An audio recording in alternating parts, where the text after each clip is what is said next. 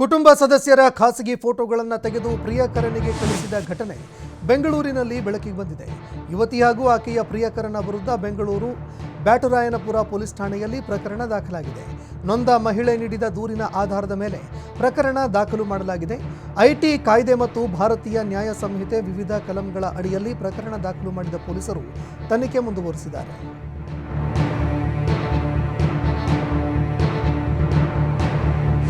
Spray ಸಿಂಪಡಿಸಿ ಕಳ್ಳರು ಮಹಿಳೆಯ ಮಾಂಗಲ್ಯ ಸರ ಕಸಿದು ಪರಾರಿಯಾಗಿದ್ದು, ಮಹಿಳೆ ಸಾವನ್ನಪ್ಪಿದ ಘಟನೆ ನೆಲಮಂಗಲ ಬಳಿಯ ಹುಸ್ಕೂರು ಗ್ರಾಮದಲ್ಲಿ ಸಂಭವಿಸಿದೆ. ಜ್ಯೋತಿ ಮೃತಪಟ್ಟಿರುವಂತಹ ಮಹಿಳೆ. ಜ್ಯೋತಿ ಬೆಳಗ್ಗೆ ಎದ್ದು ಮನೆಯ ಮುಂದೆ ಕಸಗುಡಿಸುವಂತಹ ಸಂದರ್ಭದಲ್ಲಿ ಬೈಕ್ನಲ್ಲಿ ಬಂದ ಕಳ್ಳರು ಮಹಿಳೆಗೆ ಸ್ಪ್ರೇ ಸಿಂಪಡಿಸಿ ಆಕೆಯ ಕೊರಳಲ್ಲಿ ಇದ್ದಂತಹ 70 ಗ್ರಾಂ ಚಿನ್ನದ ಮಾಂಗಲ್ಯ ಸರವನ್ನು ಕಸಿದುಕೊಂಡು ಪರಾರಿಯಾಗಿದ್ದಾರೆ. ಸ್ಪ್ರೇ ಸಿಂಪಡಿಸಿದ ಪರಿಣಾಮ ಮಹಿಳೆ ಕುಸಿದು ಬಿದ್ದು ಮೃತಪಟ್ಟಿದ್ದಾರೆ. ಘಟನಾ ಸ್ಥಳಕ್ಕೆ ಪೊಲೀಸರು ಭೇಟಿ ನೀಡಿ ಪರಿಶೀಲನೆ ಮುಂದುವರೆಸಿದ್ದಾರೆ. ಸಂಬಂಧಿಕರ ಮನೆಗೆ ಸ್ನೇಹಿತರನ್ನ ಕಳಿಸಿ ರಾಬರಿ ಮಾಡಿದ್ದ 2 ಆರೋಪಿಗಳನ್ನ ಗೋವಿಂದಪುರ ಪೊಲೀಸರು ಅರೆಸ್ಟ್ ಮಾಡಿದ್ದಾರೆ.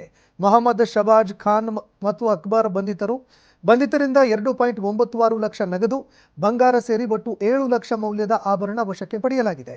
ತಲೆಮರೆಸಿಕೊಂಡಿರುವ ಅಫ್ರೀದಿ ಎಂಬಾತನಿಗಾಗಿ ಗೋವಿಂದಪುರ ಪೊಲೀಸರು ತನಿಖೆ ಮುಂದುವರೆಸಿದ್ದಾರೆ.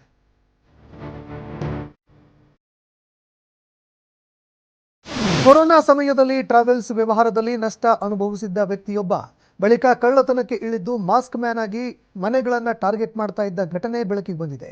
ಬೆಂಗಳೂರಿನ ಬೈಯಪ್ಪನಹಳ್ಳಿ ಪೊಲೀಸರು ರಾಜ ಎಂಬ ಆರೋಪಿಯನ್ನ ಬಂಧಿಸಿದ್ರು. ಬಂಧಿತನಿಂದ ಸುಮಾರು 1,84 ಲಕ್ಷ ಮೌಲ್ಯದ 1 ಕೆಜಿಗೂ ಹೆಚ್ಚು ಚಿನ್ನವನ್ನ ವಶಕ್ಕೆ ಪಡೆಯಲಾಗಿದೆ. ದಾವಣಗೆರೆ ಭಾಗದಲ್ಲಿ ಟ್ರಾವೆಲ್ಸ್ ವ್ಯವಹಾರ ನಡೆಸ್ತಾ ಇದ್ದ ರಾಜ ಕೊರೋನಾ ಸಮಯದಲ್ಲಿ ಭಾರಿ ನಷ್ಟ ಅನುಭವಿಸಿದ್ದ. ಜೀವನ ಸಾಗಿಸೋದಕ್ಕೆ ಕಷ್ಟವಾಗ್ತಾ ಇದ್ದ ಹಿನ್ನೆಲೆ ಮಾಸ್ಕ್ ಧರಿಸಿ ಕಳ್ಳತನ ಮಾಡೋದಕ್ಕೆ ಆರಂಭ ಮಾಡಿ. ಬೆಂಗಳೂರಿನಲ್ಲಿ ಒಬ್ಬಂಟಿಯಾಗಿ ಓಡಾಡೋರು ಹುಷಾರಾಗಿರಬೇಕು. ಒಬ್ಬಂಟಿಯಾಗಿ ಓಡಾಡುವವರನ್ನೇ ಟಾರ್ಗೆಟ್ ಮಾಡಿ ಚಾಕು ತೋರಿಸಿ ರಸ್ತೆಯಲ್ಲಿ ಅಟ್ಟಾಡಿಸಿ ಸುಲಿಗೆ ಮಾಡಲಾಗ್ತಾ ಇದೆ. ಹೂವಿನ ವ್ಯಾಪಾರ ಮಾಡ್ತಾ ಇದ್ದ ಸಿದ್ದ ಮಾಧು ಎಂಬ ವೃದ್ಧನಿಗೆ ಚಾಕು ತೋರಿಸಿ 19,000 ಸುಲಿಗೆ ಮಾಡಿದ್ದಾರೆ. ದಾಸರಹಳ್ಳಿಯಿಂದ ಸಿಟಿ ಮಾರ್ಕೆಟ್ಗೆ ಹೂ ತರೋದಕ್ಕೆ ಹೋಗ್ತಾ ಇದ್ದ ವೇಳೆ ಈ ಘಟನೆ ಸಂಭವಿಸಿದೆ. ಆರೋಪಿಯ ಸುಲಿಗೆ ದೃಶ್ಯ ಸಿಸಿಟಿವಿಯಲ್ಲಿ ಸೆರೆಯಾಗಿದ್ದು, ಆರೋಪಿಗಳ ಪತ್ತೆಗಾಗಿ ಮಾಗಡಿ ರಸ್ತೆ ಪೊಲೀಸರು ಬಲೆ ಬೀಸಿದ್ದಾರೆ.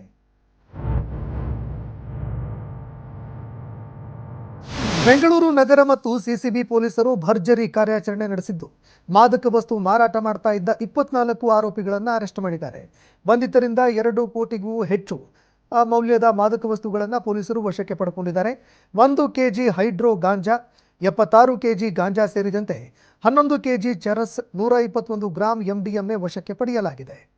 ಕುಮಾರಸ್ವಾಮಿ ಲೇಔಟ್, ಹೆಬ್ಬಾಳ್, ಜೆಸಿ ನಗರ ಸೇರಿದಂತೆ ಗೋವಿಂದರಾಜನಗರ, ಚಾಮರಾಜಪೇಟೆ ವ್ಯಾಪ್ತಿಯಲ್ಲಿ ಸಾರ್ವಜನಿಕರಿಗೆ, ವಿದ್ಯಾರ್ಥಿಗಳಿಗೆ ಡ್ರಗ್ಸ್ ಮಾರಾಟ ಮಾಡ್ತಾ ಇದ್ದವರು ಅರೆಸ್ಟ್ ಆಗಿದ್ದಾರೆ.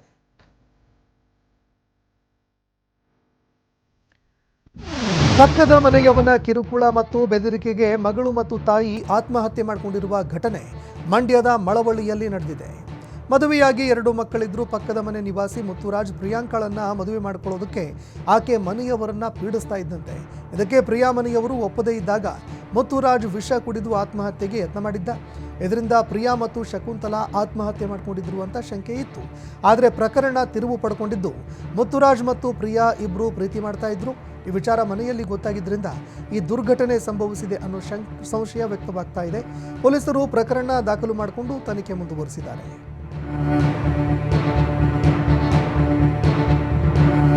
ಪತ್ನಿಗೆ ವಿಚ್ಛೇದನ ನೀಡದೆ ಮತ್ತೊಬ್ಬಳ ಜೊತೆ ಮದುವೆಯಾಗೋದಕ್ಕೆ ಹೊರಟಿದ್ದ ವೇಳೆ ಕಲ್ಯಾಣ ಮಂಟಪಕ್ಕೆ ಪೊಲೀಸರ ಜೊತೆಗೆ ನುಗ್ಗಿ ಪತಿಗೆ ಮಹಿಳೆ ಶಾಕ್ ಕೊಟ್ಟಿರುವ ಘಟನೆ ತುಮಕೂರಿನ ಎಡೆಯೂರಿನಲ್ಲಿ ಸಂಭವಿಸಿದೆ. ಪ್ರಕರಣ ಸಂಬಂಧ ಆರೋಪಿ ಹರಿಪ್ರಸಾದ್ಗೆ ಈಗ ಮತ್ತೊಂದು ಶಾಕ್ ಸಿಕ್ಕಿದೆ. ಈತ 2ನೇ ಮದುವೆಯಾಗೋದಕ್ಕೆ ಹೊರಟಿದ್ದ ಮಂಡ್ಯ ಮೂಲದ ಯುವತಿ ಕೂಡ ಈಗ ದೂರು ಕೊಟ್ಟಿದ್ದಾನೆ. ಮೊದಲ ಮದುವೆ ಮುಚ್ಚಿಟ್ಟು 2ನೇ ಮದುವೆ ಆಗ್ತಾ ಇದ್ದ ಹರಿಪ್ರಸಾದ್ ಮದುವೆಗೆ ಅಂತ ಲಕ್ಷಾಂತರ ಹಣ ಮತ್ತು ಚಿನ್ನಾಭರಣ ಮಾಡಿಕೊಂಡಿದ್ದಾನೆ ಅಂತ ಆರೋಪ ಕೇಳಿಬರ್ತಾ ಇದೆ. ಈ ಸಂಬಂಧ NCR ದಾಖಲಿಸಿದ ಅಮೃತೂರು ಪೊಲೀಸರು ವಂಚನೆ ಸಂಬಂಧ ಮಂಡ್ಯದಲ್ಲಿ ದೂರು ನೀಡುವಂತೆ ಸೂಚನೆ ಕೊಟ್ಟಿದ್ದಾರೆ.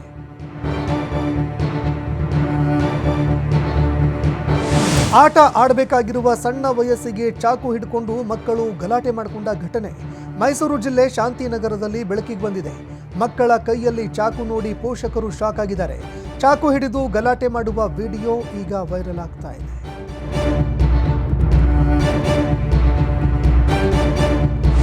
ಕೆನಡಾದಲ್ಲಿ ಕನ್ನಡಿಗ ವ್ಯಕ್ತಿಯ ಕಗ್ಗೊಲೆಯಾಗಿದೆ. ಬೆಂಗಳೂರಿನ ನೆಲಮಂಗಲದ ಶಾಮತಗೊಂಡ್ಲು ನಿವಾಸಿ ಚಂದನ್ ಕುಮಾರ್ ಹತ್ಯೆಗೀಡಾಗಿದ್ದಾರೆ. 6 ವರ್ಷದಿಂದ ಕೆನಡಾದಲ್ಲಿ ಚಂದನ್ ಕುಮಾರ್ ನೆಲೆಸಿದ್ರು. ಕಾರಿನಲ್ಲಿ ತೆರಳುತ್ತಾ ಇದ್ದಾಗ 16 ಬಾರಿ ಗುಂಡಿನ ದಾಳಿ ನಡೆಸಿ ಕೊಲೆ ಮಾಡಲಾಗಿದೆ. ದಾಳಿ ಬಳಿಕ ದುಷ್ಕರ್ಮಿಗಳು ಸ್ಥಳದಿಂದ ಪರಾರಿಯಾಗಿದ್ದಾರೆ.